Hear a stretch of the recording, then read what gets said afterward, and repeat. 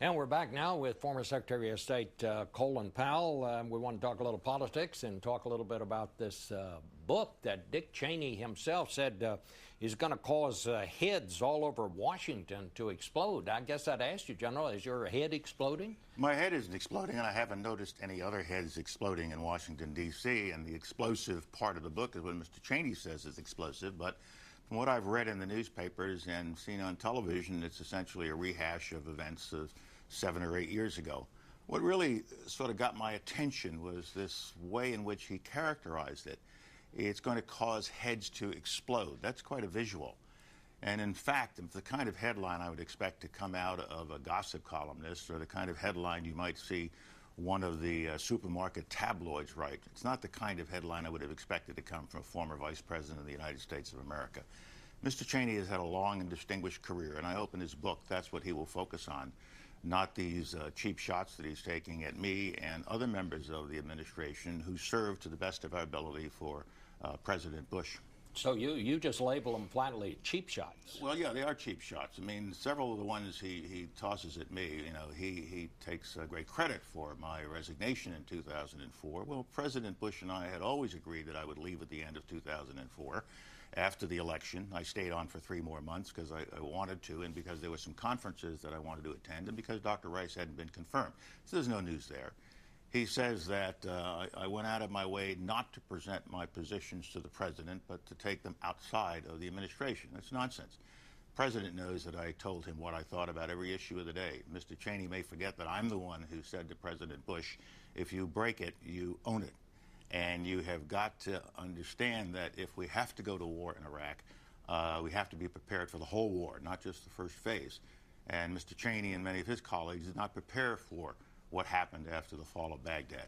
And I persuaded the president to take the case to the United Nations to see if it could be solved without war. And if it couldn't be solved without war, we would have people aligned with us. Mr. Cheney went out immediately after the president made that decision and undercut it by giving 2 speeches to 2 veterans groups that essentially said he didn't believe it would work. That's not the way you support a president. Then he also says that I was not supportive of the president's positions. Well, who went to the United Nations? And regrettably, with a lot of false information, it was me. It wasn't Mr. Cheney. I supported the president. I support the president's decisions. I gave the president my best advice. And then he goes on to talk about the Valerie Plame affair, and this tries to lay it all off on Mr. Rich Armitage and the State Department and me. But the fact of the matter is, when Mr. Armitage realized that he was the source for Bob Novak's column that caused all the difficulty, and he called me immediately 2 days after the president launched the investigation. And what we did was we called the Justice Department. They sent over the FBI. The FBI had all the information about Mr. Armitage's participation in this immediately, and we called Al Gonzalez, the president's counsel, and told him that we had information. The FBI asked us not to share any of this with anyone else, as did Mr. Gonzalez.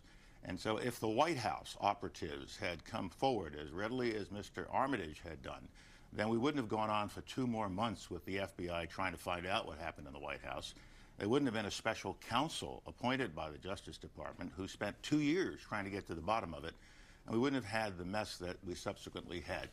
And so if the White House and the operatives in the White House, on Mr. Cheney's staff and elsewhere in the White House, had been as forthcoming with the FBI as Mr. Armitage was, this problem would not have reached the dimensions that it reached. But Mr. Cheney is free to say what he wishes, but so far I haven't seen anything in it that is as explosive as he claims it is, and I don't see any heads laying on the street. Well, do you think, I mean, it was no secret that you often disagreed with the vice president, as there are always disagreements within any administration. And I think what Mr. Cheney should let us see is the nature of those disagreements. And he should say why he disagreed with me, and he should at least indicate why I was disagreeing with him, and not just dismiss it with a wave of his hand and a barb that is intended to cause heads to explode rather than to illuminate the issue. I just want to put up on the screen that one quote because you referred to it. This is the quote, one of the quotes in the book, and he says flatly, talking about you, it was as though he thought the proper way to express his views was by criticizing administration policy to people outside the government. Did he indicate anything in that paragraph or in that section about what I did?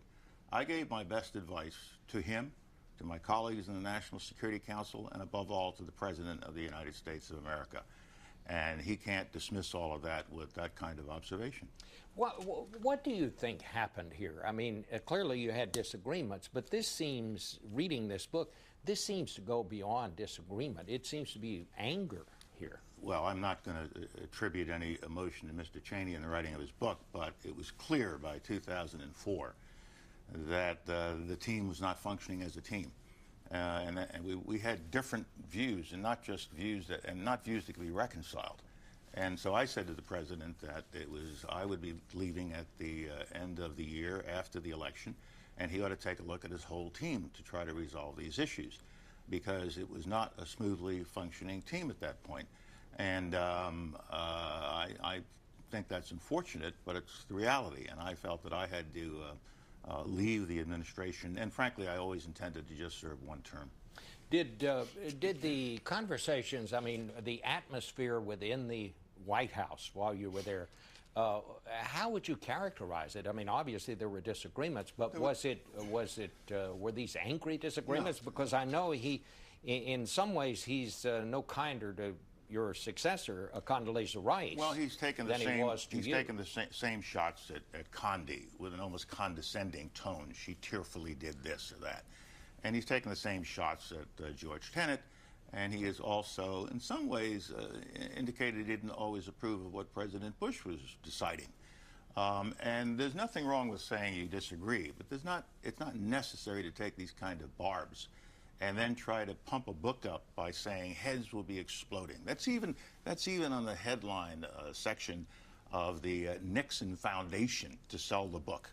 So I think it's a bit too far. I think Dick overshot the runway with that kind of comment, and if that's how he plans to sell his book. He's had a long and distinguished life and career, and I hope that's what the book focuses on, and not these kinds of things. Well, I mean, but was there that kind of atmosphere while this administration was underway? Did we have heated arguments? Sure. Did we have heated debates? Yes. But it was mostly civil. And everybody tends to focus on Iraq and Afghanistan. But there's so many other things that were going. The president's emergency plan on AIDS relief, the manner in which we increased funding for Africa and other parts of the world.